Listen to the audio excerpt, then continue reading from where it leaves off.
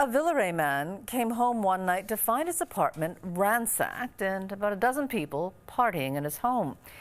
He suspects it had something to do with his landlord, who'd put apartments on booking.com. Kelly Gregg has the story. This mess is what Adam Mongrain came home to. He walked into his apartment at 2 a.m. a couple of weeks ago to find a dozen strangers having a party. Everything had been torn apart.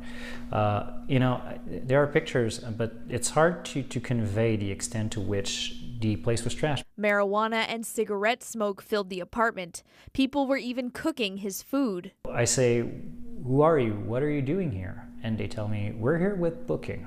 And I say, "Well, you can't be.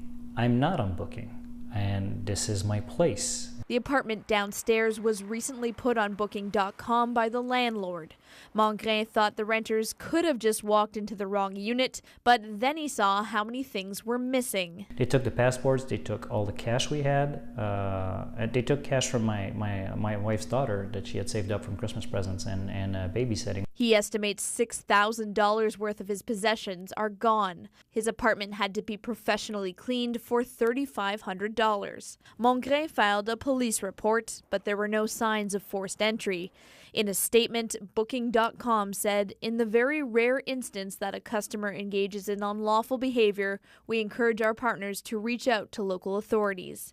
But housing lawyer Ted Wright says it's the landlord who could be legally at fault. The landlord has the obligation to give safety and security, and if anything compromises that because of the landlord's actions, then the landlord is liable and the tenants can sue. Landlords need to have a permit if they want to offer short-term rentals, and tenants can check at City Hall if their building is on the market. If you think the landlord is even thinking about it, you send a legal letter saying, "If you do this, this is what I will do." And you've got to consult a lawyer for that, but you have to protect yourself, and you might even have to change the lock. Montreal has cracked down on the number of short-term rental permits downtown.